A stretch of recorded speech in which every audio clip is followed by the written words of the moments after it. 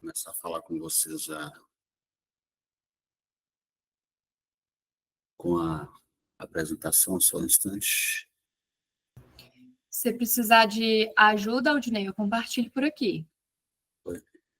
Eu vou tentar aqui, porque se eu conseguir, facilita um pouco aqui o manuseio e a fala. Beleza.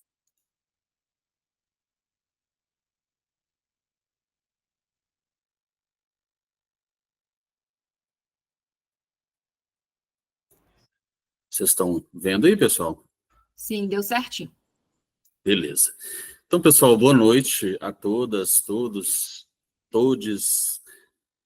Primeiramente, dizer da responsabilidade de falar aqui para tantos mestres e mestres no assunto, né? Mas é isso, assim, de forma bastante humilde, eu quero aqui me colocar como porta-voz, né, dessa ideia, para a gente conversar um pouco sobre como se deu esse processo aqui, né, de construção, aprovação e sanção, né, e como têm sido os desafios, né, para a regulamentação dessas 3 legislações, como o Rodrigo já adiantou aí, né, nos municípios de Serranópolis de Minas, Porteirinha e Nova Porteirinha, né. Me apresentando, eu me chamo Aldinei Leão, eu sou geraizeiro, sou advogado, sou assessor jurídico aqui no Centro de Referência em Direitos Humanos do Norte de Minas, né, como o Rodrigo já adiantou aí. Vou pular essa parte aí da acadêmica, né, assim, só vou para a última ali, né, porque na Caritas hoje também, além da assessoria jurídica junto ao Centro de Referência em Direitos Humanos, eu estou integrando também a comissão de povos e comunidades tradicionais, né, da Caritas brasileira, né, representando aqui o nosso Inter-Sudeste. Pessoal, assim, para falar um pouco, para falar sobre a questão, né, do que se deu, né, em torno ali da construção das leis do Rio Mosquito, é preciso antes fazer uma contextualização, né, assim, o que a gente tem chamado aí também de aliás, a gente tem feito, né, assim, falado dessa experiência, mas fazendo um link aqui com o que a gente chama aí de direito do território, né, e as estratégias de resistência e de existência no lugar aqui no norte de Minas, né. E aí, assim, quando a gente fala de direito do território, né, nós estamos falando aqui de um conjunto de leis, né, que dizem sobre a proteção, né, dos territórios dos povos e comunidades tradicionais, grupos. E aí, a gente destaca aí, né, para a gente, o conceito que a gente usa aí como de povos e comunidades tradicionais é aquele que está no decreto 6040, né, que são grupos culturalmente diferenciados, que possuem territórios tradicionais, que possuem formas próprias de organização social, né, e que a relação com o território e com o ambiente são condições para a reprodução cultural, social, religiosa, ancestral e econômica, né? E que utilizam os conhecimentos e as inovações práticas gerados pela transmissão e pela tradição, né? Então, assim, a gente está numa região que é o norte de Minas, com uma diversidade de povos e comunidades tradicionais, né? Dentre eles aí, cito alguns, né, assim, aqueles que a gente atua mais diretamente, já pedindo desculpas aí por, não, obviamente, não contemplar todos, né, porque há uma diversidade aí, né, assim, de povos e comunidades tradicionais aqui no norte de Minas, né, e é nesse contexto de luta, né, pelo lugar, né, é nesse contexto de luta pela sobrevivência, pelo ambiente, é que se dá esses processos de construção legislativas, né, o que a gente tem chamado aqui de o direito das comunidades, né? E aí, quando a gente fala de o direito da comunidade, para a gente depois chegar lá no direito do Rio Mosquito, né? Dentro desse movimento aí que tem se chamado, né, de o direito da natureza, né? É importante, assim, dizer o seguinte, o que eu estou chamando aqui de lei da comunidade? Ela pode ser analisada por 2 aspectos, né? Uma é sobre o jeito de fazer e viver dessas comunidades, né? Esse é um pequeno trecho que eu extraí do meu estudo da minha dissertação de mestrado, né? onde eu estive junto às comunidades geraizeiras Moreira e Baixa Grande, né, que construíram projetos de lei, né, visando a proteção do seu território, né, e essa experiência é o que a gente chama também, né, de um processo que reverberou de outros processos de construção, né, um outro muito importante que foi da comunidade de Sobrado, que construiu uma legislação antes mesmo do Estado de Minas Gerais ter aprovado a Lei 21.140, né, a lei que diz sobre... que cria a política municipal de desenvolvimento junto a povos e comunidades tradicionais em Minas Gerais.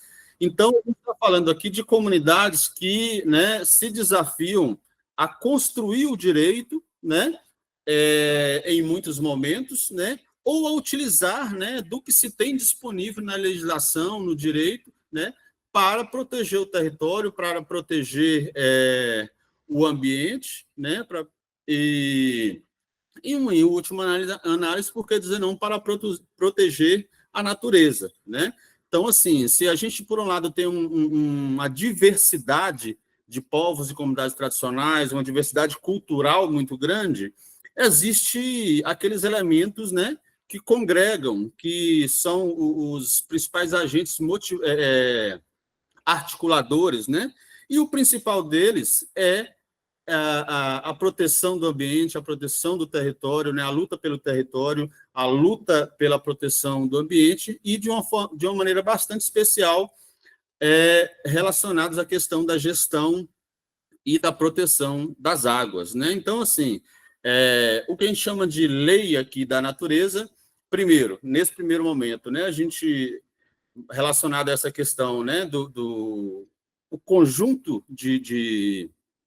vamos dizer assim, de leis costumeiras, a forma, o jeito de fazer e viver, né, dessas comunidades, e aí, a partir do momento que as comunidades se veem esse jeito de fazer e viver, né, ou seja, o seu território ameaçado, elas criam estratégias para proteger seus territórios, e uma delas é a criação de legislações, né, comunitárias, né, e fazer a incidência para que essas legislações sejam aprovadas e surtam efeitos práticos, né?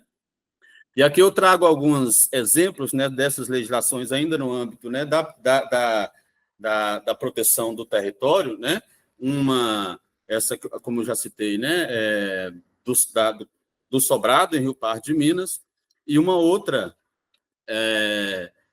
que reconhece, né, uma área ali que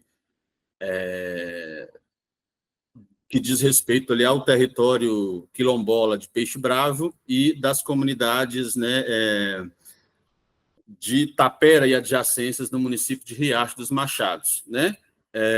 Uma outra legislação também que eu trago aqui, que acho que é importante dar o destaque nesse sentido também, é a lei municipal, lei complementar 156 em Diamantina, né, que reconhece,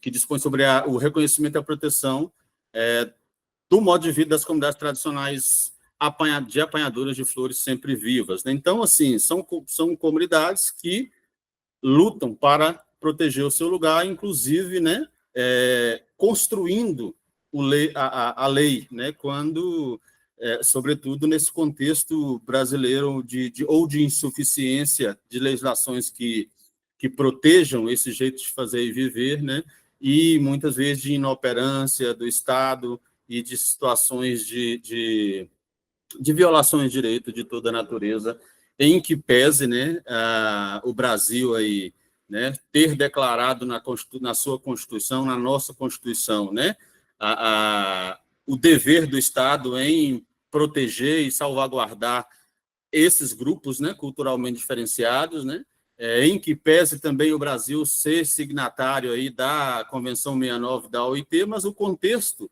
prático que a gente vivencia todos os dias é um contexto de violação de direito desses grupos, né, desses povos e comunidades tradicionais, né, e é nesse contexto, né, que as comunidades aí, né, aqui no norte de Minas têm se desafiado a construir o direito, né, não apenas utilizar-se das ferramentas disponíveis, mas de questionar e construir propostas de lei, né? E aí eu trago também algumas aqui em andamento, né? Como as que eu já citei, que são as de Moreira e Baixa Grande, né? No mesmo município de Rio Pardo de Minas também, a CADE esteve presente construindo um projeto de lei, né? Que tem como objetivo, né, criar a política municipal de agroecologia, né? E, mais recentemente, estivemos presentes também em Ponto Chique, né? Já num processo de construção com os vazanteiros e pescadores, né? No sentido, né, tanto de reconhecer e proteger os seus territórios, quanto de reconhecer o Rio Mosquito, né, no trecho que toca aquele município, como um sujeito especial de direitos, né? Por fim, né, fazendo essa introdução aí, passando por esse contexto aqui do Norte de Minas, dessa luta por construção de direito, que a gente chega, né, no direito da natureza e aqui, né, materializado aqui na construção das leis municipais, né, que reconhece o Rio Mosquito como o sujeito especial de direitos, né, e como se deu esse processo, né, e quais os desafios nesse tempo aí de mudanças, ou, nem melhor análise aí, né, da emergência climática que nós já estamos vivendo, né. Só para exemplificar aí, né, assim, na foto de cima aí a gente tem o Rio Mosquito, né, na sua nascente, né, nascendo imponente lá na Serra Geral, e na foto de baixo a gente tem um contraste que foi exatamente o momento das cheias, né, de 21 e 22, que alagou algumas cidades, dentre elas Porteirinha, né, o que desencadeou aí nas ações que a gente vai ver adiante aqui, né, e que nessas ações, né, teve-se como, vamos dizer, produto aí dessa construção, essas legislações municipais, né? Mas antes disso é preciso dizer também que isso, né, esse processo todo ele está tudo está interligado, né? Assim, está ligado aí à proposta do Papa Francisco aí, ao seu recado por meio da Laudato Si, né? Onde ele nos conclama aí, né, a essa urgente tarefa aí de cuidar da casa comum, de estabelecer os diálogos entre todos os humanos para que a gente proteja, né, essa casa comum. E também preciso dizer também, né, que o desafio que está colocado, ele diz sobre uma mudança de paradigmas, né? Se a gente está falando de direito, né, inclusive o conceito dele em si, né, remete aí a um conjunto de normas que regulam a conduta humana, né?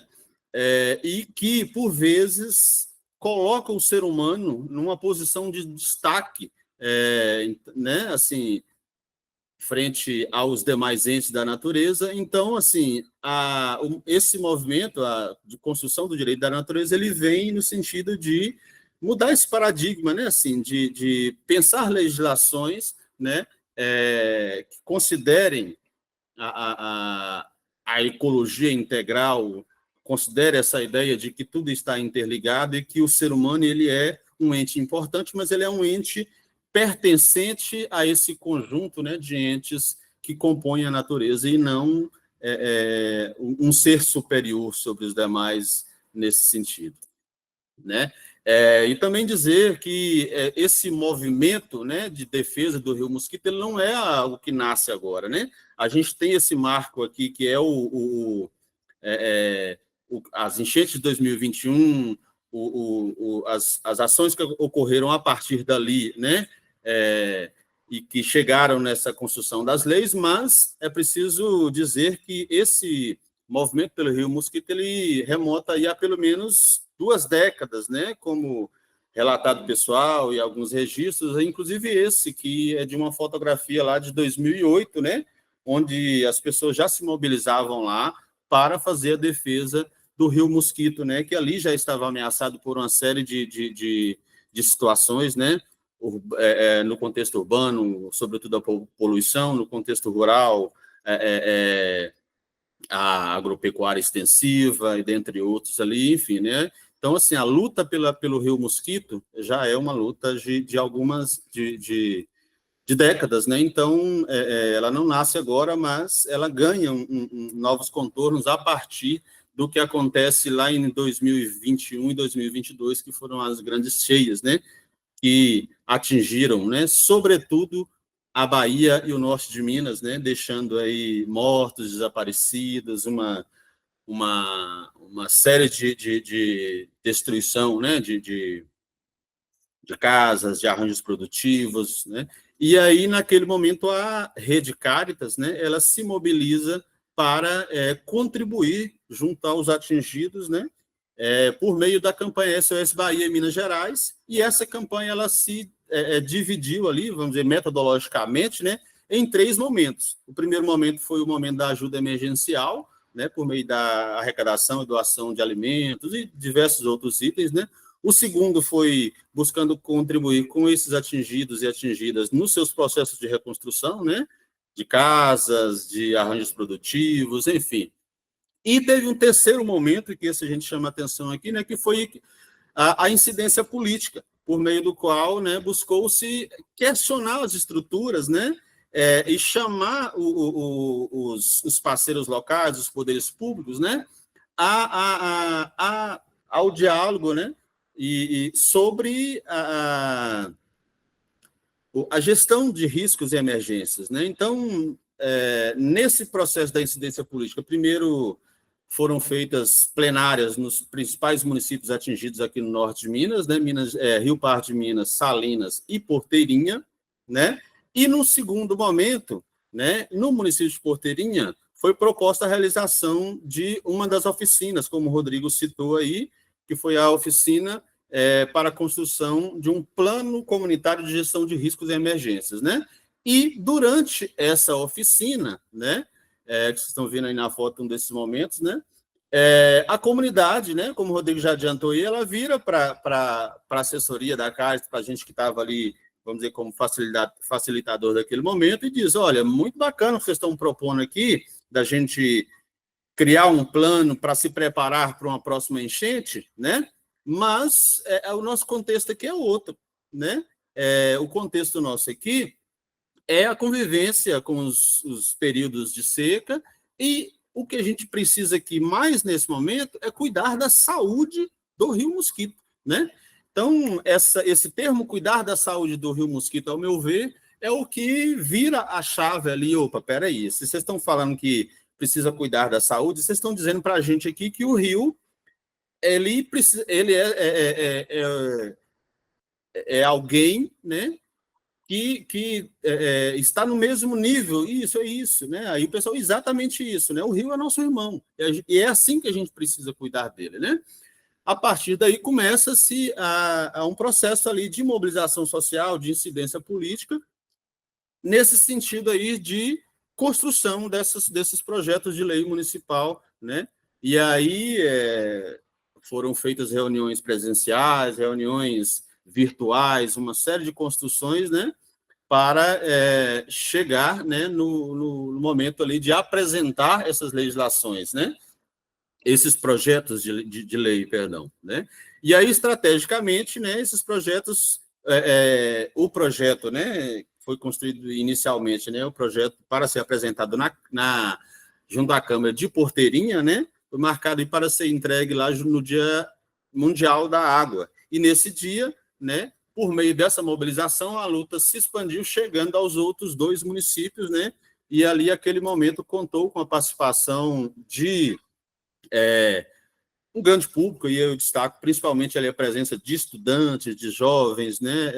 Acho que foi um momento muito importante, uma sinalização importante nesse sentido, e contou, né, com a participação dos outros 2 municípios, né, o prefeito de Serranópolis e a prefeita de Nova Porteirinha, e dali saíram os compromissos, né, dos 3 municípios em tramitar esses projetos de lei com celeridade, né?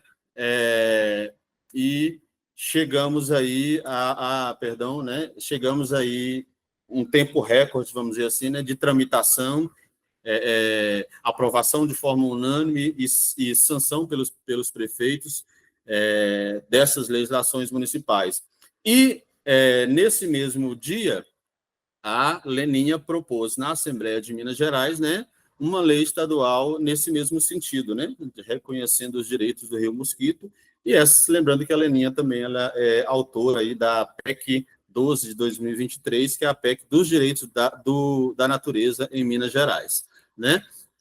Foram feito o acompanhamento dessas votações, né, até que chegamos nesse resultado aí, né, que é a aprovação de 3 leis municipais e a tramitação, né, de um projeto na Assembleia de Minas Gerais. Mas o que essas leis elas trazem, né? De qual, de fato, o que é a inovação trazida por essas leis, né? Vou tentar fazer uma síntese aqui, assim, basicamente elas dizem sobre reconhecer o Rio Mosquito como um ente especial de direito a ser protegido, ou seja, tirar o rio do polo, vamos dizer assim, passivo, né, assim, de um objeto que é para ser explorado e trazê-lo para esse campo, né, de um ente que precisa de ter seus direitos protegidos, né? Mas como fazer isso se o rio não pode sair de lá de onde ele está, ou ir num tribunal, ou ir lá na Câmara, ou ir nos espaços de construção das políticas públicas, né? A legislação, então, ela traz, né, que para representar esses direitos do Rio que estão sendo declarados, né, a regulamentação dessas leis precisam criar em cada um desses municípios um comitê guardião, né, composto pelas comunidades tradicionais, pelos agricultores familiares, pelas entidades, né, envolvidas na proteção do Rio Mosquito e por órgãos públicos também, né?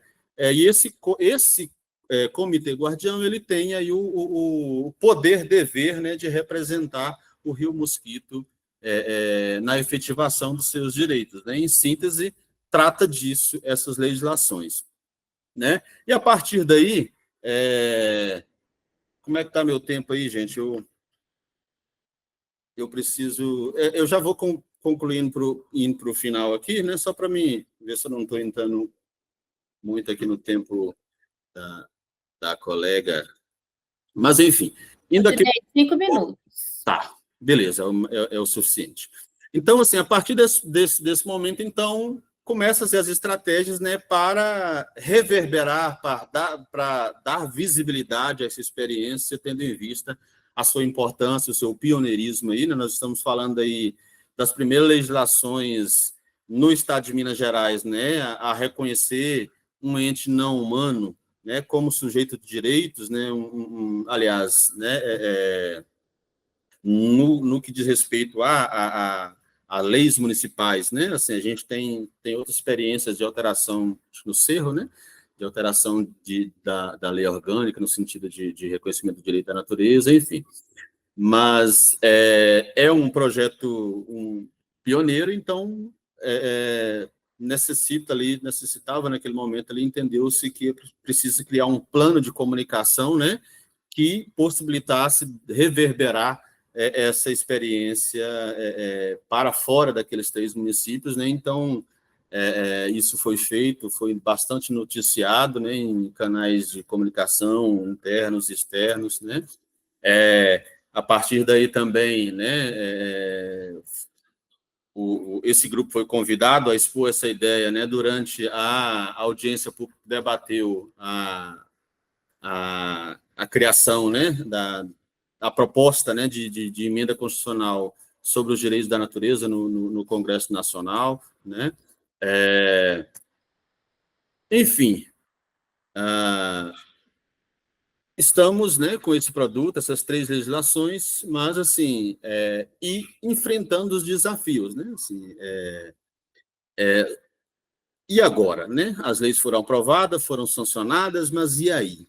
Né? Essa aqui é a pergunta. Então, assim, é fato que, e também deu visibilidade, mas e aí? O que mostrar de fato? Então, esse movimento, né, essa que a gente lá no início chamava aí de campanha Todos pelo Rio Mosquito, e que depois passou a se chamar aí, né, os Guardiões do Rio Mosquito, Guardiões e Guardiãs do Rio Mosquito, esse grupo continua o seu processo de articulação no sentido de criar os meios necessários para que haja a regulamentação dessas leis e que elas surtam efeitos práticos, né? E também buscando formas de incidir sobre o orçamento público, né? Fazer incidência nos municípios para que esses municípios destinem recursos, né? Para a proteção, seja para a regulamentação das leis, seja para garantir a proteção desses direitos na prática, né? E uma outra estratégia também tem sido, né, a captação de recursos, né? E aí a gente vê que a experiência, enfim, o pioneirismo dela, ela abre caminhos, né? Então, assim, nesse curto período aí, a gente já tem a elaboração de alguns projetos, né? Temos a aprovação já em vias aí, inclusive de dar início, né, Rodrigo, né? De um projeto importante aprovado junto à PPP Ecos, né? Então, essa tem sido os desafios, mas a gente coloca aqui como desafios não no sentido de algo futuro, mas desafios que já estão, né, sendo enfrentados aí para que essa lei ela surta efeitos práticos, né? E aí a gente indo aqui para vamos dizer, para as notas conclusivas desse processo. Primeiro dizer, né, que uma conclusão que a gente chega, né, assim, em que pese a questão climática, ela estar dentro aí de uma dinâmica, vamos dizer assim, global, né? Primeiro, é preciso dizer, né, que os principais atingidos por essas mudanças, por essa emergência climática, são as populações locais, sobretudo aquelas mais vulneráveis socialmente, enfim, né? Dentre elas, as comunidades tradicionais nesse contexto. Mas também é preciso destacar, né, e aí é o que a experiência nos mostra, é que dessas comunidades, da reação dessas comunidades, né, desses grupos locais, podem surgir e surgem, né, soluções a serem adotadas aí, né, para fazer frente a esse contexto de mudanças climáticas, né. Um outro ponto é que aqui no contexto do Norte de Minas, a gente pode dizer que, né, esse processo de construção disso que a gente chama de o direito Rio Mosquito, ele decorre desse processo das leis das comunidades, ou seja, ela surge a partir da lei da comunidade, ou seja, do seu jeito de fazer e viver, dos seus princípios ali, né, baseados na solidariedade, né, no cuidado mútuo entre as pessoas e entre pessoas e a natureza, né? Então, é nesse contexto aí da lei das comunidades que surge a lei do Rio Mosquito, as leis do Rio Mosquito ou o direito do Rio Mosquito, né? O outro, né, é que essa experiência ela aponta para a superação desse paradigma, né, antropocêntrico, né, de direito, ou seja, que é preciso pensar leis que considerem a integralidade, né, a ecologia integral e que tudo está interligado, enfim, né? E por fim, assim, para destacar que, assim, apesar de não haver ainda a regulamentação dessas leis, né, a gente já vê alguns efeitos dela, né? É o que a gente chama aí de os efeitos pedagógicos, né? Ou seja, mesmo ainda não regulamentado, ou seja, mesmo ainda não criados esses comitês guardiões que vai, né, representar o Rio nos processos de construção de políticas públicas, de construção do orçamento, né, ou eventualmente, né, em demandas judiciais representando ali o Rio, né, uma vez que ele está reconhecido ali naqueles municípios como sujeito de direito, né, esses efeitos pedagógicos precisam, né, já ser destacados, ou seja, o próprio processo de construção já é um efeito em si, né, a metodologia participativa ali empregada, né, esse processo, como eu disse, né, de aprovação de projetos, né, já é em decorrência, né, do reconhecimento desse feito aí de aprovação dessas leis. Então, desde já, a gente já percebe efeitos práticos e pedagógicos, né, desse processo, né? Então, assim, tudo isso para dizer, né, que acho que é um caminho importante percorrido, mas que a luta ela continua e os guardiões e guardiãs do Rio Mosquito seguem nessa construção aí para que haja, de fato, né, não só o reconhecimento, mas a efetivação dos direitos do Rio Mosquito. E é isso, eu finalizo aqui por hora, né, com essa frase aqui do Guimarães Rosa, né, para agradecer pela atenção de vocês e dizer que a gente está junto aí para construir, né, os direitos do Rio Mosquito, os direitos da natureza, enfim, para a gente cuidar da nossa casa comum. Isso aqui é a nossa referência bibliográfica, tem aqui as leis, os links aqui para acessar algumas leis, alguns matérias que foram publicadas, enfim. E é isso, deixa eu só parar a apresentação aqui para a gente retomar aqui. Por enquanto é isso, eu devolvo a palavra para você aí, Rodrigo, enquanto eu já tiro aqui, para a gente não perder muito tempo e a gente retoma aí no debate. Obrigado, Aldinei. Foi muito, né, forte a sua apresentação, né? Trouxe toda a luta aí pelo Rio Mosquito, né? E agora a gente vai passar para a professora Marisa Rios, né? Professora Dom Helder Câmara. Né, tem vários trabalhos publicados sobre o tema, né? Uma sumidade nesse tema aqui em Minas Gerais, no Brasil e no mundo, né? E ela é modesta, né? Ela fala que isso pode ser um instrumento, né? Ainda, de fato, ainda não é, digamos assim, né?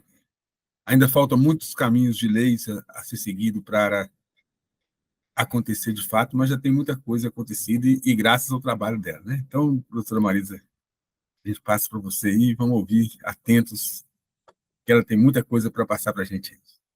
Muito obrigada, Rodrigo, boa noite a todos. Quero agradecer aqui o Aldinei pela belíssima aula que eu acabei aqui de participar aqui com o Aldinei, né? É uma experiência prática da construção dos direitos da natureza, de um espaço na ciência jurídica, de um espaço na sociologia, na ciência política, tão jovem. Nós estamos falando de um espaço jovem. Por que nós estamos falando de um espaço jovem? Primeiro, eu preciso dizer que eu pedi à Ana, porque todo o sistema que eu uso aqui no meu computador é do Teams, não é esse que vocês usam, e esse que vocês usam eu efetivamente não consegui, eu não vou conseguir passar. Então, eu pedi à Ana que a Ana pudesse me ajudar, e a Ana já está colocando ali, eu agradeço, eu vou te indicando, Ana, direitinho, para você. É a Luísa, Marisa. Ah, é a Luísa, perdão, Luísa, perdão, eu achei que fosse a Ana, perdão. Problema nenhum. Primeiro, eu quero agradecer, gratidão pelo reconhecimento, né, para compartilhar um pouquinho com vocês o que eu tenho pensado, o que eu tenho estudado, o que eu tenho aprendido com os indígenas, com os quilombolas, com as experiências locais de vários municípios brasileiros, desse debate que o Aldinei acabou de trazer para nós. E eu penso que eu preciso começar fazendo uma pergunta para mim e para todos nós. Por que será que essa experiência que o Aldinei acabou de compartilhar conosco, ela, no campo da ciência, no campo da academia, da produção de conhecimento, e no campo da aplicação do direito, ela ainda é tão jovem? Por que ela ainda é tão jovem?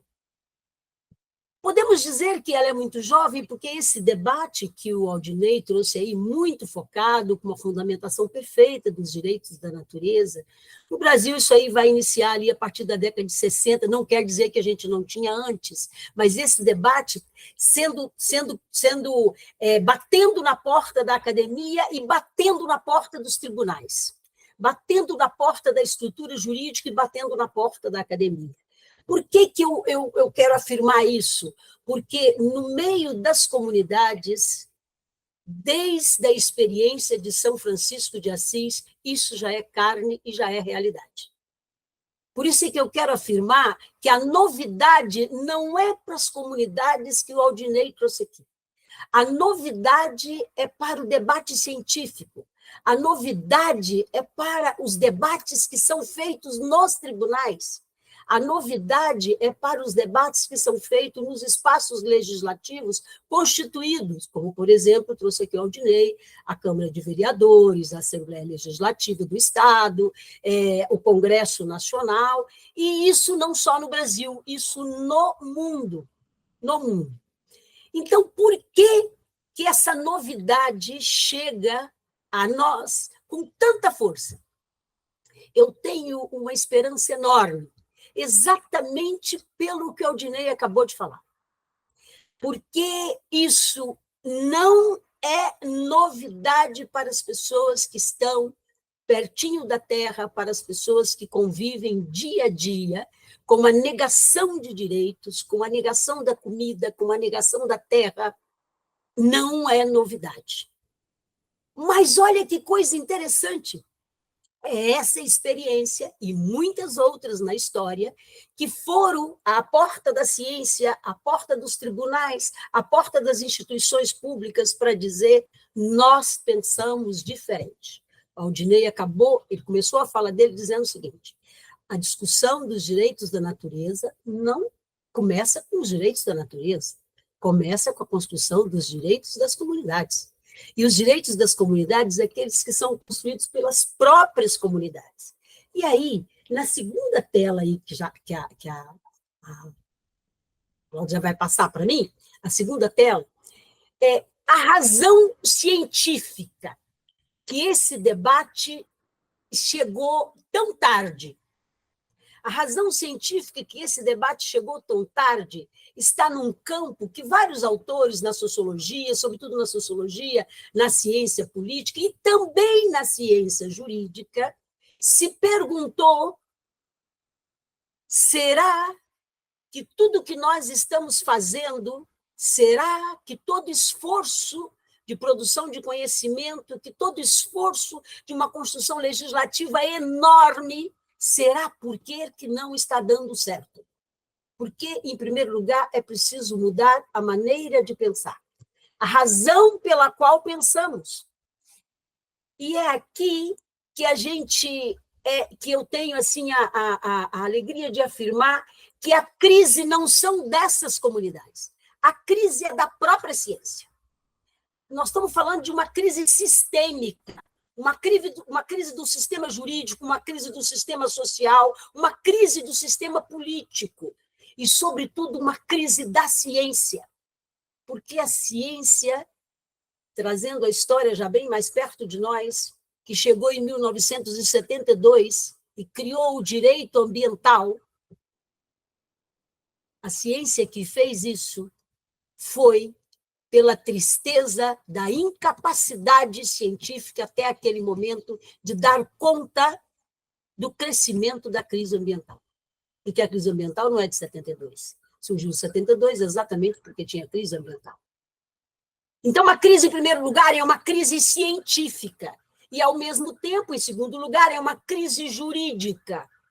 Por quê? Porque todas as normas até então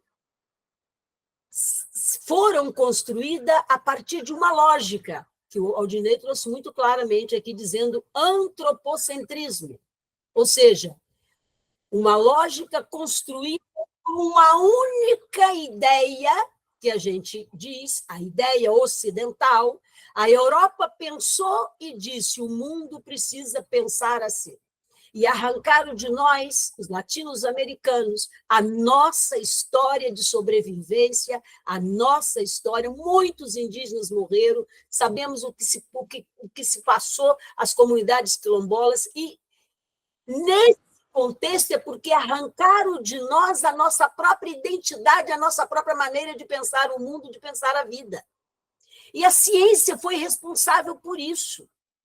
O direito normativo que trouxe o Aldinei é fruto dessa ciência que pensou assim. Então, e aí vários autores trabalharam sobre isso. Um deles que eu trouxe aí é o Henrique Leff.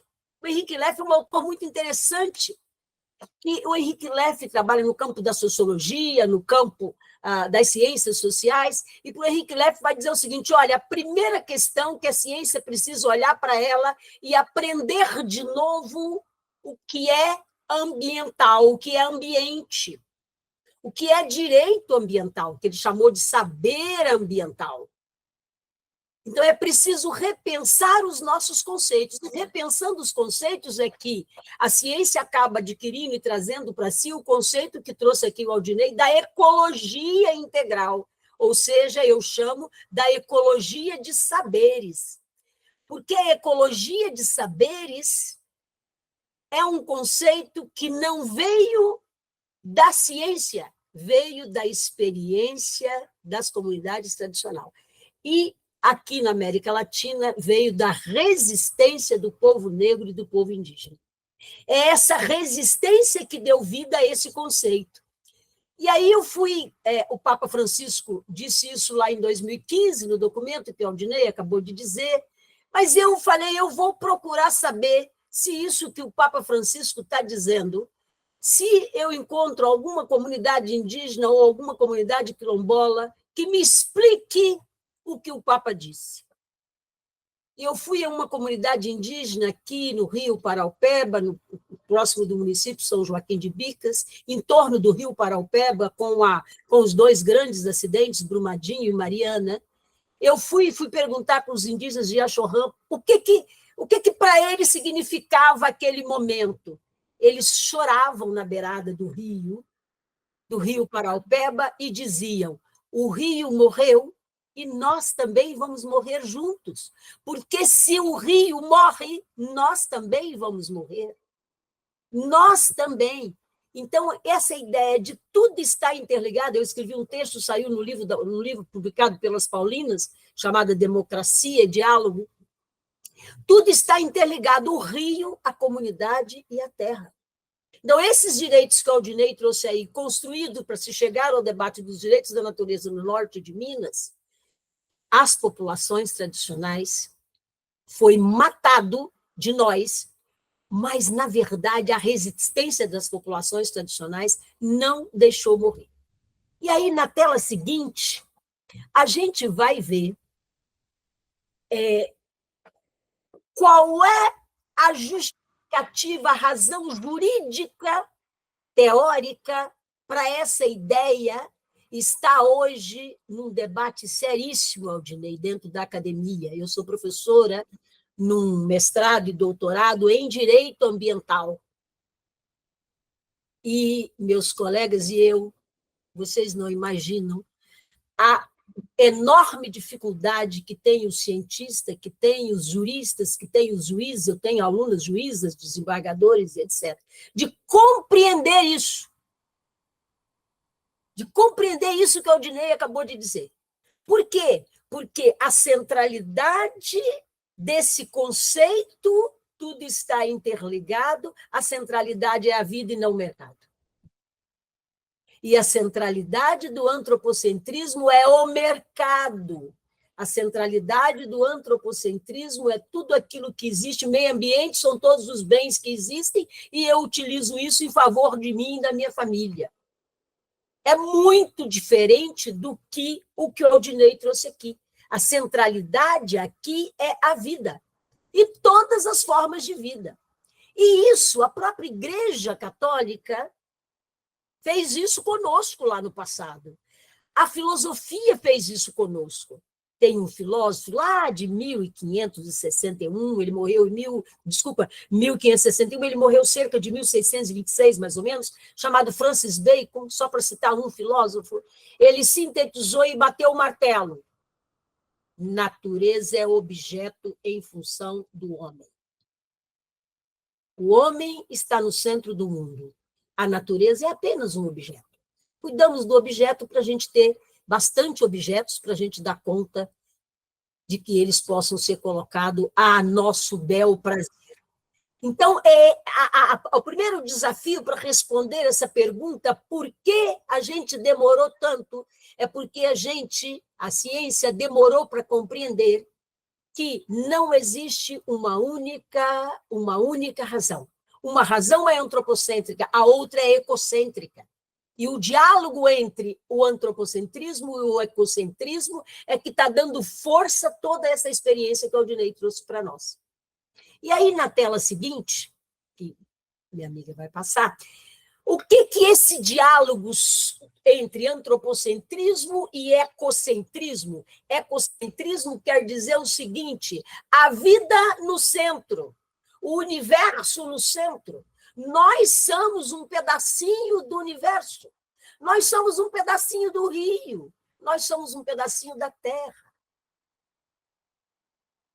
O que está no centro não somos nós, os humanos, e tudo que está fora de nós são objetos. É o contrário. Então, o primeiro desafio científico é fazer a revolução de uma nova centralidade. Isso eu tenho pensado muito. A nova centralidade, que é a centralidade da vida. E é só a partir daqui que a gente vai conseguir discutir todos os princípios, tudo que tem no direito ambiental, os princípios, por exemplo, de desenvolvimento sustentável, é o que a gente mais escuta.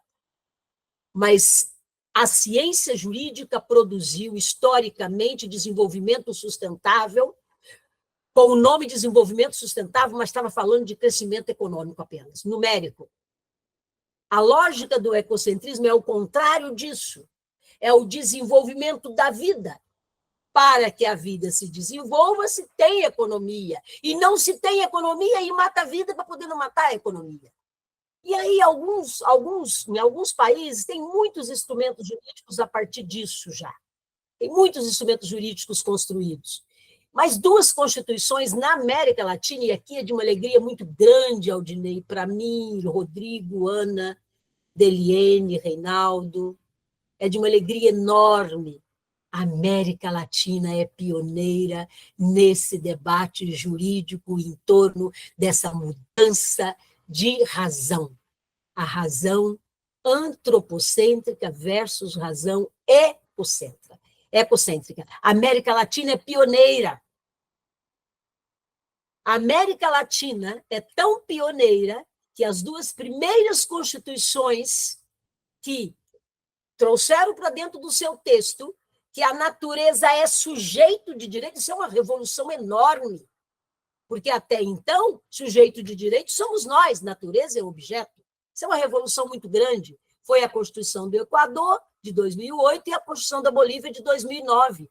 E a Constituição do Equador, olha lá no artigo 10, eu coloquei aí para ficar para vocês verem, são vários artigos que ela trata dessa questão, ela muda o sistema, ela muda o capítulo do direito ambiental, ela faz uma mudança enorme, tem várias leis complementares, mas a essência da Constituição é para dizer assim, a natureza é sujeito de direito e goza dos mesmos direitos que todos nós que somos humanos. Qual é a representação jurídica nesse debate constitucional? Os indígenas. Predominantemente os indígenas do Equador. Eu conheci uma nação indígena que trabalhou e que deu suporte a essa questão. E aí vai dizer o seguinte, por quê? Porque natureza, ou Pachamama, a mãe, que depois vai aparecer no documento do Papa também, a mãe terra, vai aparecer casa comum, estamos querendo dizer a mesma coisa. Onde se reproduz a vida? É uma mudança de centralidade, onde se reproduz a vida.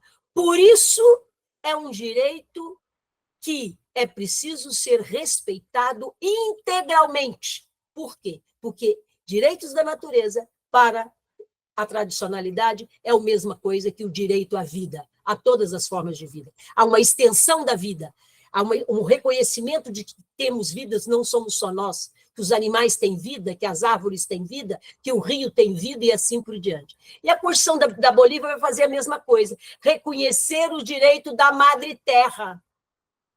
Tudo isso para dizer o seguinte, o universo no centro, a mãe terra no centro, e nós estamos ao redor. Para isso, pode passar para outra tela, para isso, esse movimento latino-americano, chama-se constitucionalismo latino-americano, vai pensar o seguinte, é preciso pensar o modelo de Estado, é aqui que a gente está nesse momento.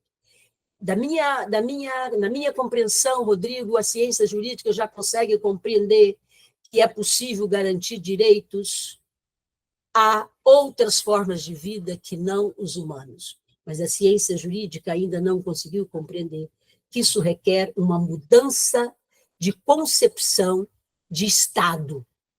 Não estamos mais falando de um Estado nacional, estamos falando de um Estado plurinacional, porque é um Estado que vai reconhecer várias culturas, com línguas diferentes, com costumes diferentes. É um Estado para além da nação. Vai perder a característica do Brasil? Não. Mas o Brasil se reconhecer como um Estado plurinacional, como um Estado que tem diversas, apesar da Constituição, como diz Aldinei, falar isso em vários lugares, tem vários artigos da Constituição que fala isso, mas o movimento constitucional, a interpretação constitucional, nem na academia, nem nos tribunais ainda não chegou a isso. Tem alguns exemplos já no Brasil, mas ainda não chegou a isso. E é nesse contexto que aparece a legislação do Cerro. Então, o que eu tenho? Eu tenho um reconhecimento de direito legislado, sendo legislado, por isso eu afirmei para o Rodrigo lá atrás, sendo legislado, um no campo do município, outro no campo de um país, outro em decisões judiciais, vou mostrar duas daqui a pouquinho, sendo legislado, que aí tem um desafio muito grande, que o Aldinei já me adiantou, disse o seguinte, pode até estar legislado, mas aí como é que vai ficar agora? De que maneira a gente vai fazer? E aí o Cerro vai lá, na sua lei orgânica, diferente dos municípios que o Aldinei trouxe, que é uma legislação complementar, vai na própria Constituição Municipal, que é a lei orgânica municipal, e diz, olha, a natureza aqui no Cerro é sujeito de direito lato sensu. A experiência que o Aldinei trouxe é uma legislação complementar que escolhe um ente específico, o Rio, e o reconhece como sujeito de direito. Aqui está lato sensu, ou seja, toda a natureza no município do Cerro é reconhecida como sujeito de direito. E olha que interessante o que o Cerro faz. Devendo assegurar a todos os membros da comunidade natural, humana e não humana. Ou seja, a natureza também é parte da comunidade. Os humanos e os não humanos, tudo junto, por que não? Por que não? E com base nisso, Aldinei, não sei se você conhece, tem uma decisão muito importante no campo que vocês estão lidando aí, que é no campo da mineração. A região do Cerro tem um debate grande, vocês sabem, tem duas grandes mineradoras que estão se implantando na região do Cerro, e com base nessa reforma, uma ação judicial, são várias ações, né? Essa é a mais interessante, que aquela comunidade consegue a Federação Quilombola do Estado de Minas Gerais, que assumiu a ação, está no polo ativo da ação, a associação, Federação das Comunidades Quilombola, vai lá e pede a suspensão da decisão do município, com base na própria lei municipal, porque faltou um pré-requisito muito importante, que era escutar as comunidades quilombolas daquela região. E o projeto é suspenso, está suspenso até hoje. Não sei até quando, mas está suspenso até hoje. Então, suspendeu uma audiência pública. E aí a Vitória podia dizer o seguinte, mas a audiência pública não é um instrumento tão interessante. O problema é que se fizesse audiência pública da forma como eles estavam convocando no Cerro, a empresa, as duas grandes empresas e o próprio município engoliria as comunidades quilombolas que não iam ter direito a falar, porque elas teriam que ter sido escutadas antes, lá pela 169, que trouxe aqui, inclusive, o Aldinei, a Convenção 169, que é a oitiva, que é a participação direta das comunidades tradicionais, sobretudo quando se refere a grandes empreendimentos. Então, foi suspenso para garantir o direito de uma galera humana, os quilombolas, mas os quilombolas, por consequência, estão lutando para garantir o direito da própria natureza. Olha que interessante. É impossível a gente falar de direitos da natureza e não falar de direitos humanos, né? Pode passar para mim, por favor? E, nesse sentido, tem, na revista Veredas do Direito, tem dois textos que trata isso. A luta pelos direitos da natureza não é a substituição da luta pelos direitos humanos. A luta dos direitos humanos e dos direitos da natureza vai conjuntamente. Se eu não tiver a luta por direitos humanos, se as comunidades que o Aldinei trouxe aqui não perderem a capacidade de luta pelos direitos humanos, também, consequentemente, perderão a capacidade para lutar pelos direitos da natureza. Pode passar para mim, meu irmãozinho? Aí, se eu seguir um pouquinho... muito bem. E aí, eu tenho o exemplo que ele trouxe, não vou gastar muito tempo. É nesse contexto que surge esse exemplo que trouxe. E me chamou muita atenção, Aldinei, na legislação de vocês, duas questões jurídicas muito importantes. O que a gente tem no Brasil até hoje, antes de vocês, é um município reconhecendo direitos da natureza na sua lei orgânica ou reconhecendo o sujeito de direito, como a questão do Rio Guaramirim. Um município. Vocês estão 3 municípios, vocês conseguiram juntar 3 entes federativos. Essa experiência é inovadora. Vocês terem um texto legal em que 3 entes federativos concordam com o mesmo texto legal. Isso é um exemplo diferente de todos os outros que a gente tem, não só no Brasil, mas no mundo. E aí o que me chamou muita atenção, que logo vocês dizem lá na legislação de vocês, reconhecidos os direitos intrínsecos. Aqui tem uma questão com a nossa Constituição Federal. Quando a gente fala reconhecer direitos intrínsecos, nós estamos dizendo que a natureza tem dignidade, assim como nós temos. Não é a dignidade humana, mas é a dignidade, que a própria projeto de lei da Célia Chacriabá vai pedir uma reforma no artigo 1º e no 225, né? Ou vocês estiveram lá em Brasília e vocês sabem disso. Pode passar a tela que vai vir uma outra coisa. Agora, eu tenho em processo de reconhecimento. Eu tenho uma experiência muito legal, diferente da que vocês tiveram aí, que é a experiência de Linhares, no Espírito Santo, no meu estado. Eu sou capixaba, que é uma experiência que conversa diretamente com os dois grandes crimes ambientais de 2015 e de 2019, que é Mariana e Córrego do Feijão, que é em Linhares, nesse espaço do rio, onde as ondas começam a perder a sua capacidade, os pescadores começam a ter dificuldade de pescar, e aí, então, há o debate em torno da garantia dos direitos das ondas. Aqui está num processo diferente de vocês. Vocês passaram pela comunidade, construíram a norma, passou pelo legislativo, foi chancelado no legislativo, chegou no executivo, o executivo concordou.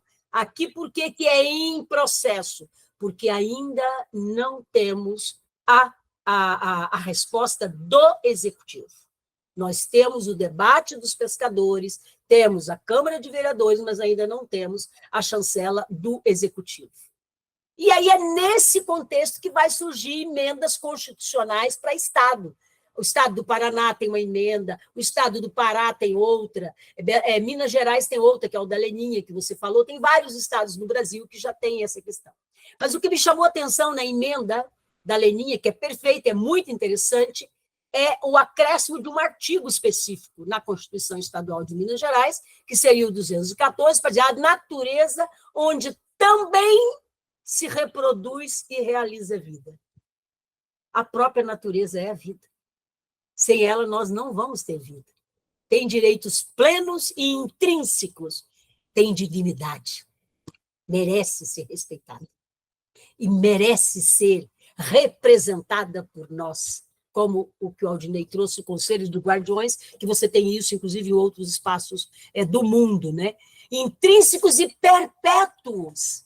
Aqui a grande discussão com Francis Bacon. Francis Bacon disse lá em 1626, não tem direito intrínseco, não. E nós conseguimos fazer essa revolução, a América Latina conseguiu fazer essa revolução, e hoje contamina o mundo. Os Estados Unidos têm experiência, a Europa tem várias experiências, pode passar a tela, tem várias experiências nesse sentido. Pode passar para mim, que vem depois? Muito bem. E aí vem a proposta de emenda à Constituição de 2023. Olha, interessante. Eu tenho um município que vai na lei orgânica e diz a natureza, lato sensu, é sujeito de direito, exemplo, o Cerro. Eu tenho os 3 municípios que vocês trouxeram aqui, que escolhe um ente importante do coração da vida daquelas comunidades e diz: o Rio é sujeito de direitos. Eu tenho estados que estão fazendo nas suas respectivas constituições estaduais. No Brasil, a gente ainda não tem nenhum, todos são projetos. Nas respectivas constituições estaduais, ou seja, a natureza aqui no estado de Minas, no estado do Paraná, no estado do Pará, são sujeitos de direitos, cujo fundamento é a dignidade da pessoa humana exige de todos os demais seres. Não nega a dignidade da pessoa humana. Não nega, aqui não tem uma negação. Então, os juristas que vão fazer essa questão, mas isso vai ferir a cláusula pétrea da Constituição Federal, que é a dignidade, o princípio básico da Constituição Federal, que é a dignidade da pessoa humana. Não, não, não, não, não, não, não, não. Pelo contrário. Pelo contrário. Nós estamos ainda preservando, ainda cuidando mais do sujeito de direito humano, porque a sobrevivência do sujeito de direito humano depende da sobrevivência do sujeito de direito natureza.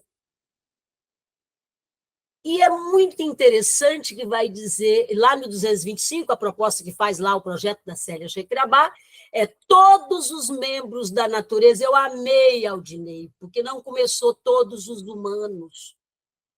Ela é indígena. A natureza vem primeiro. Todos os membros da natureza e os humanos e não humanos. Olha que interessante. Aqui tem uma mudança de lógica, uma mudança de centralidade que a gente falava lá atrás. E a proteção dos biomas, que está lá no artigo 4º, que é muito interessante, que também vai aparecer. Pode passar a tela. E olha que interessante. Quais são as convergências em todas essas iniciativas? Quais são as convergências? Tem várias iniciativas fora do Brasil, eu combinei com o pessoal que eu ia focar aqui para a gente trabalhar bastante a questão de como fazer agora com essas leis aprovadas, então, por isso, eu combinei com o Rodrigo, com a Ana, que a gente, então, não entraria muito no aspecto internacional. Se vocês quiserem, é um outro momento. Tem uma experiência lindíssima do aspecto internacional também na América Latina, em 2018, que é a Corte Constitucional Colombiana. E a Corte Constitucional Colombiana faz bonito. É um tribunal que lê uma reforma constitucional de 2015. A reforma constitucional da Colômbia é de 2015, que não está muito clara, mas é uma reforma constitucional que dá para o tribunal pegar, que eu acho que é o que falta aqui no Brasil, pegar o que a gente, inclusive, já tem na Constituição, e reconhecer, que é um reconhecimento lindíssimo, tem 2 grandes reconhecimentos na Colômbia, um é o do Yatrato, é um rio específico, como vocês aí, e o outro reconhecimento, na sequência, é o reconhecimento que toda a Amazônia colombiana é sujeita de direito. Ou seja, toda a parte da Grande Amazônia que está na Colômbia, no território colombiano, é sujeito de direito. Agora, o que tem em comum em tudo isso? Crise ambiental. Crise ambiental. Terminamos, sim. Crise ambiental é o que tem de comum em tudo isso. Que a crise ambiental é uma crise sistêmica, é uma crise ecológica, é uma crise da própria ciência. O que tem de incomum, em segundo lugar? Princípio, uma mudança principiológica. Não tanto uma mudança, mas um alargamento principiológico. Direito à vida está na nossa Constituição, dignidade da pessoa humana, e a esse debate jurídico traz o direito à harmonização, a complementariedade entre homem e natureza, o equilíbrio, tendo como espinha dorsal de tudo a vida e não o mercado. E como fonte principal, isso aqui que é o maior orgulho para nós que somos latino-americanos, resistência dos povos, das nações, das comunidades tradicionais ao colonialismo ocidental. Não tenho nada contra o Ocidente. Aliás, estudei lá por quase 2 anos, depois voltei, estudei mais 5 anos. Nada contra, mas essa chave de leitura é latino-americana. Pode passar para mim, fazendo favor. E aí, eu chego aqui para dizer para vocês o seguinte, onde que a gente pode encontrar uma síntese de tudo isso que eu falei? Tem um documento jurídico, que só vocês irem no Google, eu coloquei aí a direção, para vocês derem uma olhada. A experiência do Rio Doce com o crime de Mariana. O Rio Doce ajuiza uma ação, e é muito interessante, um advogado fantástico, que não é ele que fala. A ação, na inicial, ele começa, eu, Rio Doce, e o Rio Doce se localiza, onde é que ele está, e etc. E aquela petição inicial, apesar de longa, para mim, hoje, é a síntese para o sistema jurídico brasileiro. É a síntese perfeita dos direitos da natureza nos tribunais, nos municípios, o reconhecimento dos direitos dos rios e assim por diante. Para mim, a síntese está ali. Por quê? porque ele faz exatamente toda essa relação com o ecossistema, essa relação da água com a árvore, e etc., com os peixes, e etc. Eles fazem muito bem nessa ação. É uma ação que morreu na primeira instância. Eu conheço a juíza, inclusive. A juíza decide nessa ação, tem uma sentença pequenininha, que ela decide o seguinte: não sou contra. Ela deixa claro, quem sou eu para falar que eu não preciso do rio? Quem sou eu? O problema é que eu não posso criar direito, eu não posso legislar, eu sou obrigada a fazer a norma ser cumprida. O que vocês fizeram nos 3 municípios, pode passar a tela.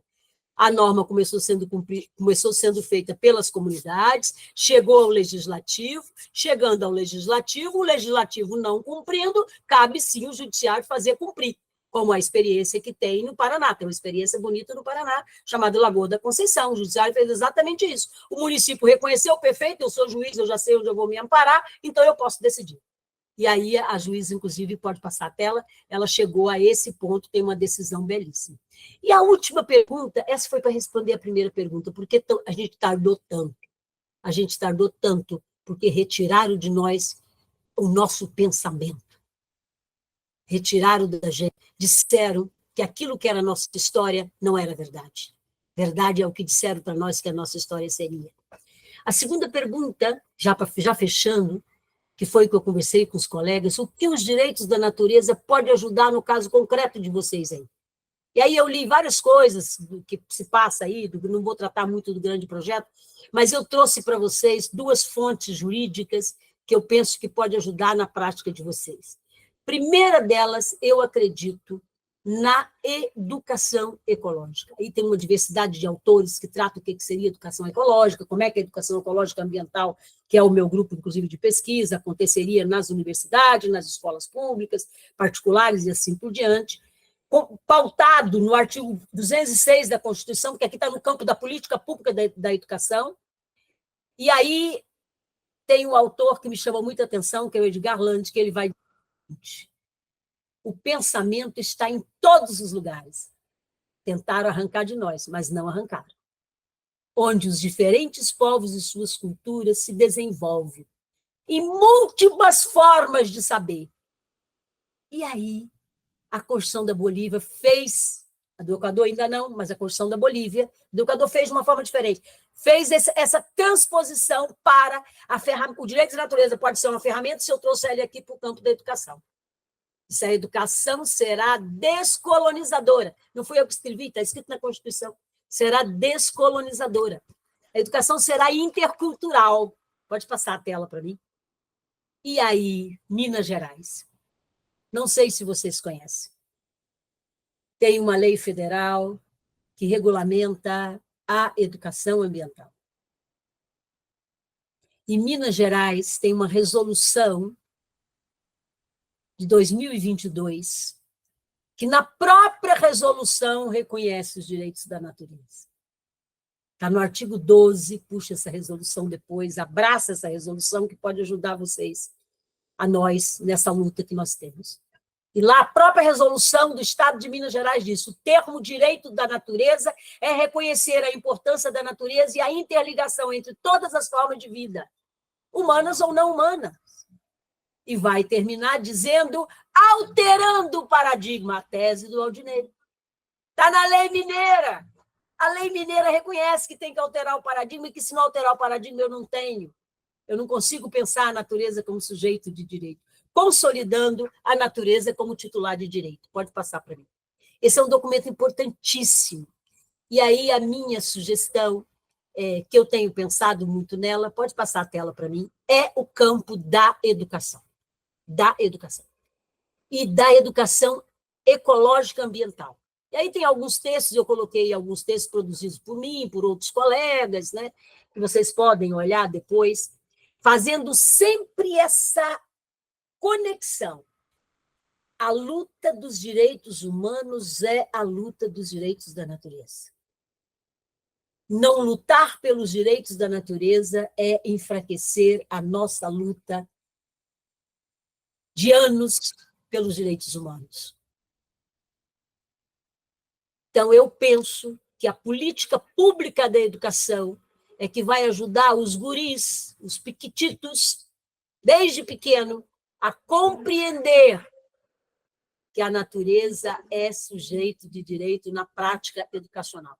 E, a partir daí, sim, eu vou ter, daqui a 30 anos, a experiência dos três municípios que vocês reconheceram como sujeito de direitos, de fato, tendo resultados positivos. Para mim, o caminho é a educação. É isso que eu queria compartilhar com vocês e fico à disposição. Muito obrigada. Gratidão.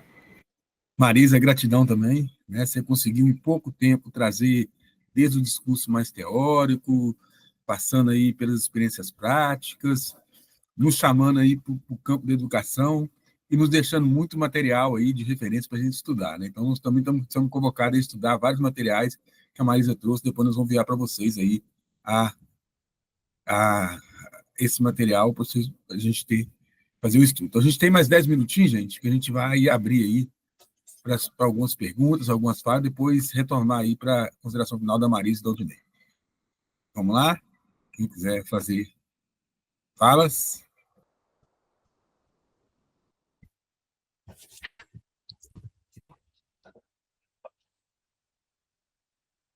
Enquanto ninguém não escreve, estou lendo o chat aqui, né? O Marilene está parabenizando a Marisa e a Aldinei, né? Falando que também acredita que é uma educação o caminho, né?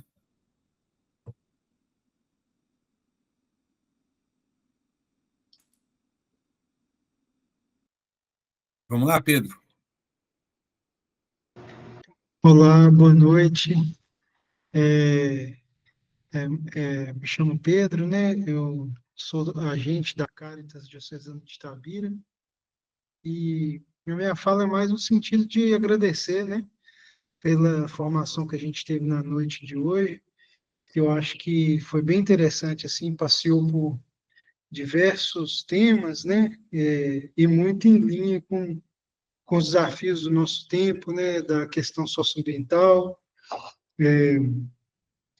a força que o neoextrativismo vem impondo aí derrotas para a natureza, mas a partir da fala de vocês a gente percebe aquilo que tem de positivo, né, de ferramentas assim potenciais para a gente lutar em defesa dos direitos da natureza a partir de outro paradigma epistemológico, né? Então, eu gostei muito, assim, porque eu acho que são falas que amarram tudo isso e mostram para mim, assim, com a fala do Aldinei, por exemplo, e fica evidente para mim, assim, depois desses anos de trabalho na Caritas, de como que essa articulação de diferentes escalas, né, do global ao local, da importância do direito, da mobilização popular, da comunicação, da educação, para a gente fazer frente a esses processos, né? Isso, para mim, na fala dele, mostrou assim, como que a gente pode conquistar direitos a partir da articulação dessas temáticas e, e também eu fiquei pensando muito nessa coisa das escalas também, né? Que eu acho que a gente, assim, no desenho das nossas estratégias de atuação, que a gente tem que lembrar que para cada escala de análise, né, o local, o global, existem estratégias específicas para a gente pautar nossas lutas, né? E eu gostei muito, assim. Então, é mais para agradecer, não tenho nenhuma pergunta em específico, assim, mas louvar mesmo a contribuição e essa perspectiva otimista, né, que vocês trazem para alimentar o nosso trabalho cotidiano. Eu acho que é isso que a gente está precisando. Obrigado.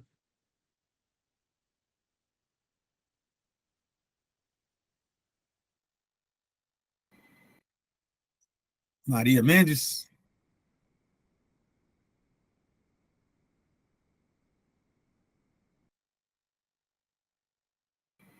Maria Mendes escreveu?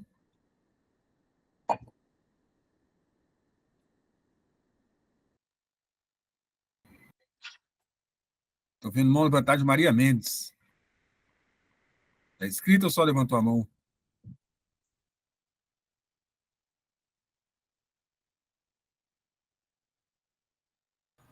enquanto Maria tenta aí, pode ser que esteja conseguindo abrir o áudio, né, Maria? Pode ser que seja isso. Quando ela tenta aí, assim, né, a gente conversou muito, né, Marisa, Claudinei também, e eu acho que o que a gente pensou, acho que conseguimos, sim, sabe? Chegar nesse resultado, assim, da gente, quando eu falo assim, porque o direito, para nós que não estamos no direito, ele é longe, né? Ele fica em um lugar distante, assim, é como se a gente não conseguisse apalpar, né, as tramitações do direito, né? Então, Marisa conseguiu, de fato, trazer para nós de uma forma objetiva, clara e palpável, mas mais do que isso, assim, e é o Dinei falando, acho que da importância dessa conexão, né, do direito chegar nas pessoas, mas o direito ele responder a uma demanda das pessoas, demanda do povo, das pessoas que vivenciam no cotidiano, né, as suas questões. Então, quando tem essa conexão, né, da mobilização popular com a conexão da garantia dos direitos, eu acho que as coisas, né, acontecem. Então, é isso, né, Pedro? A gente tem esperanças. Eu acho que esperanças não pode faltar nunca. E gratidão também, Marisa e Aldinei, por essa aula, né, e por essa suco de esperança. Reinaldo Barberini. Boa noite, pessoal.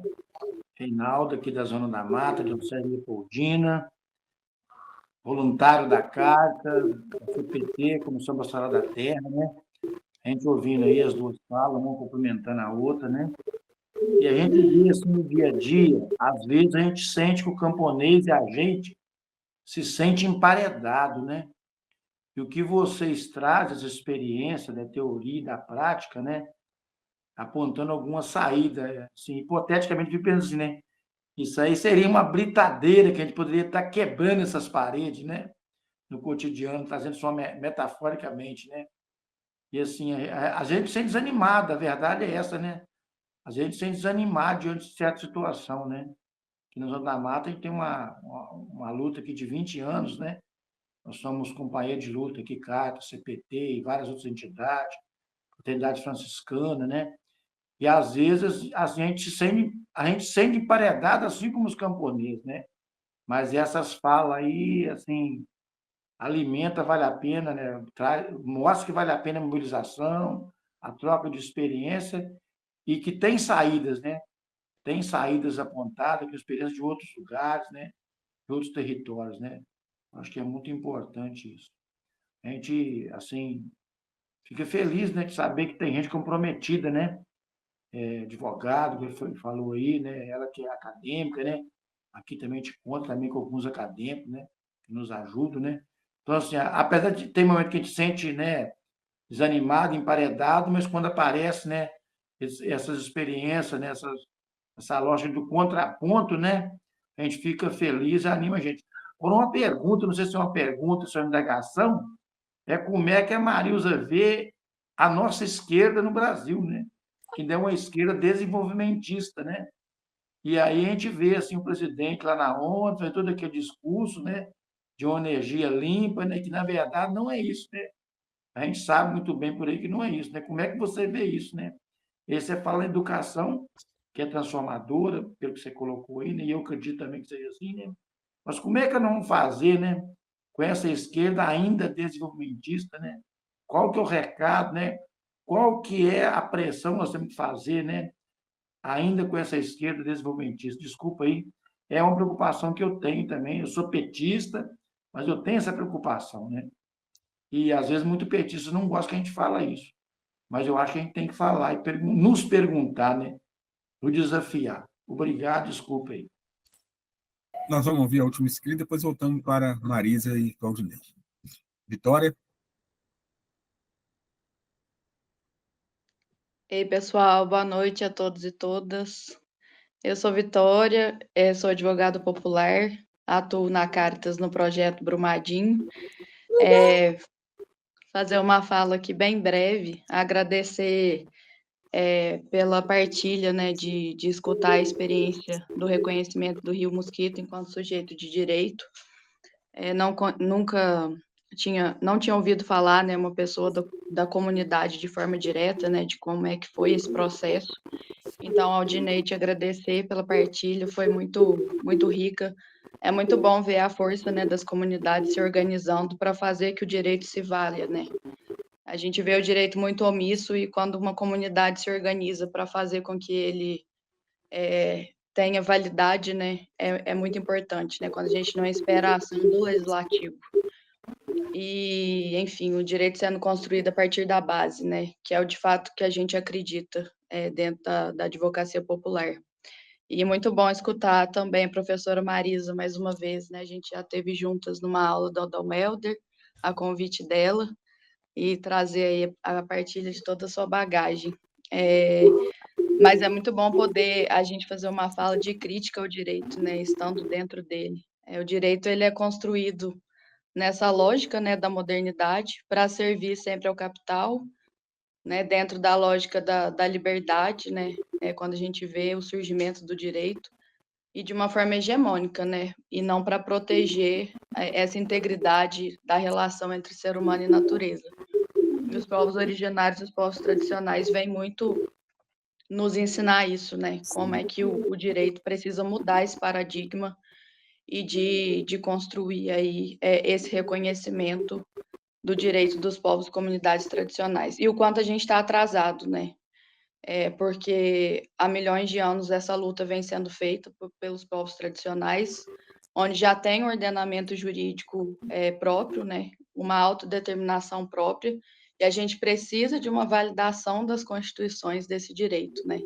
E isso é muito cruel. Mas que bom que a gente está no caminho, a gente tem esperanças, né? Como das comunidades aí de Porteirinha, Nova Porteirinha, e que a gente continue tendo novas experiências de Minas Gerais, da luta popular, desse reconhecimento do direito da natureza, sobretudo como soberano, né? É isso, e parabenizar a Caritas pelo curso. Caritas é sempre uma entidade que nos dá motivação para continuar na luta também, popular, e pelo trabalho de base, fazendo valer o direito aí pelas comunidades. Boa noite, gente. Marilene, você está abrindo o áudio? É a Maria Mendes. É Maria Mendes? Mas é Marilene que é Maria Mendes, não? É Maria Mendes. Você tinha aberto o áudio, Maria?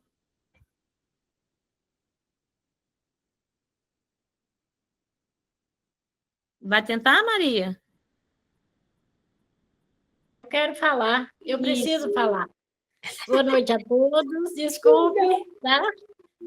Eu quero aqui, em primeiro lugar, me apresentar. Maria Mendes Ramos, sou de São Francisco.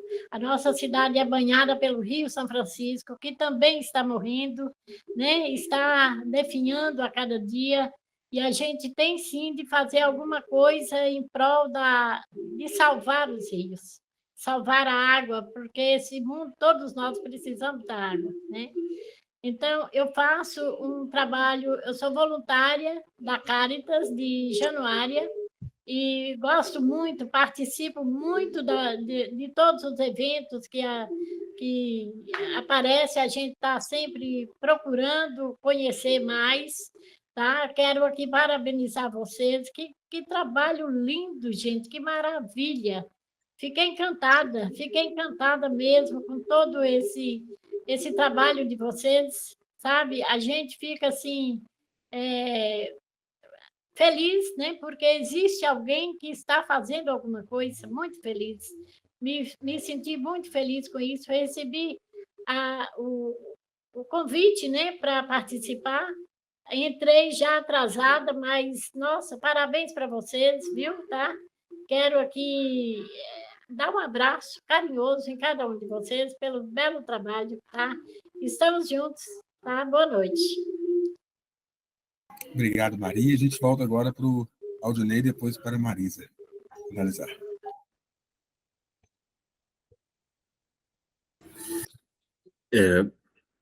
Então, sim, as palavras finais são de gratidão aí pelas partilhas, né?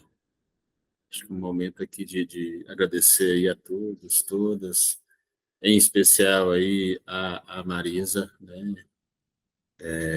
Gratidão aí por conhecer, ainda virtualmente, né? Espero que no futuro próximo, pessoalmente, né? Por estarmos, né, conectados aí nessa missão, né? Em breve estaremos novamente aí mais um espaço da Caritas, né, na formação da Caritas brasileira, também sobre esse tema. E, enfim, né, assim, a pergunta não foi para mim, né? Foi direcionada à Marisa aí, mas vou me colocar aqui um pouquinho sobre o que o Reinaldo traz aí, né? Assim, sobre essa questão de como que fica a nossa luta pela construção do bem viver, né? Nesse contexto de governos desenvolvimentistas na América Latina, inclusive que é a crítica que feita aí pelo Acosta, pelos teóricos aí do bem viver, né? Assim, e não é só um desenvolvimentismo, é um desenvolvimentismo de base neoextrativista, né? Baseado na ideia de que a gente precisa explorar a natureza ao máximo para combater a fome, né? Então, assim, é como se uma coisa estivesse desconectada, né? Natureza e seres humanos, né? Então, de fato, é o desafio, né? Que temos aí como levar adiante esse processo, né, essa missão da Caritas, que é a construção da sociedade do bem viver, né, que é levar adiante as pautas, né, da agroecologia, né, nesse contexto, né, mas é isso, é o que está posto, né, acho que o desafio, né, estivemos, inclusive, recentemente no Encontro Nacional de Povos e Comunidades Tradicionais, promovidos pelas pastorais e organismos sociais da igreja lá em Brasília, né? E aí, assim, no momento de incidência política, onde a gente vai até a presidência da República entregar a carta daquele evento, né? Assim, a gente percebe que, assim, é um governo que acolhe, porém, assim, não dá devida atenção à pauta, e é isso, assim, acho que o desafio é como pensarmos, né, como que a gente tramita taticamente e estrategicamente nesse contexto, né, assim, de governos, que não é um governo de esquerda, né, Reinaldo, é um governo de coalizão, é um governo que de um arranjo possível para derrotar um mal muito maior, né, que enfim, o bolsonarismo, essa coisa nefasta que tomou força nos últimos tempos aí ao redor do planeta, e aqui no Brasil não é diferente. Então, assim, mas é isso, nosso desafio acho que é isso, assim, o que você traz, Reinaldo, finalizando aqui, né, é isso, é necessário fazer a crítica, né, e é necessário tramitar nesses meios, né, porque a gente avance e que a gente, de fato, construa a sociedade do bem viver, que a gente, de fato, avance na pauta dos direitos da natureza. É isso. Gratidão e sigamos juntos. Marisa, obrigado, Valdinei. Muito obrigada, Vitória, Reinaldo, Maria Mendes. E aqui, só dando uma palavrinha para o Reinaldo, eu concordo com tudo que disse o Valdinei e queria acrescentar uma coisa. Talvez a gente esteja vivendo um momento em que a gente está tendo a oportunidade de separar muito bem a política pública e as ações dos governos. E para a gente fazer essa separação e a gente não perder a política pública, é o que trouxe a dona Maria Mendes lá do São Francisco. É no pequenininho. É o que trouxe a experiência dos 3 municípios. Eu não acredito que, se a gente pensar que a educação pode ser um espaço de ferramenta importante para a realização dos direitos da natureza, a partir da compreensão de qualquer um dos poderes executivos que nós temos no Brasil, eu penso que nós não teríamos vitória. Nós vamos ter vitórias, como nós já temos, que vêm lá da prática do pequenininho. A dona Maria Mendes disse o seguinte: eu estou aqui na beirada do São Francisco e ele está sofrendo, e é ele que a gente precisa defender. Jamais um representante público, um governador de estado, ou seja, um presidente da República, por mais que tenha, que fale bonito, que vai para a ONU, que diz que ano que vem, na COP30, a gente vai ter vencido, todos os problemas da crise ambiental, por mais que essas pessoas falam isso num contexto que o Aldinei trouxe aqui, num contexto de relações de Estado, onde ainda predomina a ideia do antropocentrismo que trouxe o Aldinei. É o antropocentrismo que decide. Mesmo a COP30, por mais que a gente se esforce, a centralidade ainda será o mercado. Mas em vários municípios, espaços pequenos, inclusive do Amazonas, eu fui já umas 3 vezes para lá, vim agora dos Yanomamis, lá de Roraima, nos espaços pequenos, nas escolas indígenas, e eu acredito na educação, nas escolas indígenas lá em cada nação indígena, nas escolas públicas, eu tenho vários alunos professores aí do norte de Minas. Eu tenho alunos mestrandos e doutorandos aí do norte de Minas, aqui no programa de pós-graduação da Noelda. Alunos professores, que têm professoras e professores, têm experiências lindíssimas, e que nem o prefeito, nem o governador, nem o presidente da República nem conhece. E é por isso que os direitos da natureza darão certo com toda certeza, porque ele vai continuar sendo de autoria das comunidades. Ele vai continuar sendo de autoria das lutas sociais pelos direitos humanos. Ele nunca vai ser de autoria no sentido da realização de um governo, de um Estado, e assim por diante, com todo respeito aos prefeitos que deram apoio a vocês, como o Aldinei trouxe aqui, mas não vão chegar a conseguir a fazer a realização do direito se a organização dessas comunidades não ficarem bem fortes. Então, eu acredito no local, Reinaldo. Eu não acredito muito no global nesse sentido. Acho que o local constrói o global a partir de muitas questões locais. E, por fim, assim, agradecer a Ana, Rodrigo, a todos vocês, o carinho, né, a esse momento de escuta, gratidão pela oportunidade de aprender mais e sair, inclusive, com mais questionamentos para continuar os nossos estudos, né, e ter força e coragem para conseguir, de fato. Eu espero um dia ir aí no norte de Minas e conhecer de perto as experiências de vocês. Estou esperando o convite, Aldinei. Aí a gente se conhece pessoalmente. Muito obrigada, parabenizar muito a Caritas. Eu sou católica e muito católica. Eu penso que a nossa Igreja Católica, Reinaldo, está recuperando um lugar perdido lá atrás, quando a gente trabalhava muito nas comunidades eclesiais de base. Eu acho que a gente está tendo a oportunidade de recuperar, e a Caritas, para mim, é um protagonismo fundamental nessa recuperação da nossa própria identidade religiosa. E eu agradeço de coração a vocês. Obrigado, Aldinei. Obrigado, Marisa. Aldinei quer falar? Vamos bater O palma. convite é só para dizer que o convite está mais do que apresentado, né? E também me permita rapidinho aqui, Rodrigo, só fazer um destaque aqui da presença da Marilene aqui nesse espaço, né? Ela no chat aí está justificando aí que está por problemas de barulho lá, não está podendo falar, mas dizer que a Marilene, né, é uma representante aqui dos guardiões e das guardiãs do Rio Mosquito, que está conosco aqui. Gratidão, Marilene, por estar conosco aqui. É da coordenação do movimento, inclusive. Exatamente, né? Nada mais, nada menos que a coordenação do grupo de guardiões e guardiãs, né, do Rio Mosquito. Vamos bater palma para ele, gente? Gratidão, viu, gente? Muito bom estar aí com Aldinei, com Marisa. Foi realmente uma aula de vida, de vivência, de espiritualidade também, né? Falando muito aí. Marisa saiu até lá de São Francisco, né? Que foi o precursor desse debate, né? Então, foi muito forte para nós isso, né? Saímos aí com muito material para estudar, com muita força. Lembrar que no dia 19, né?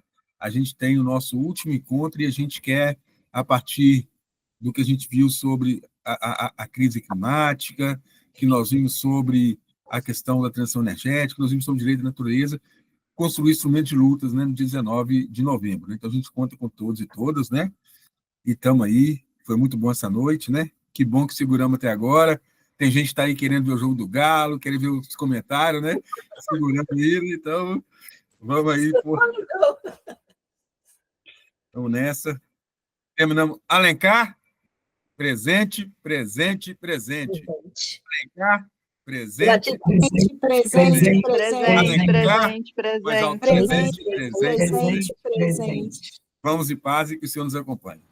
Amém. Obrigada. Tchau, gente. Tchau, Obrigada. tchau. Tchau, tchau. Até a próxima.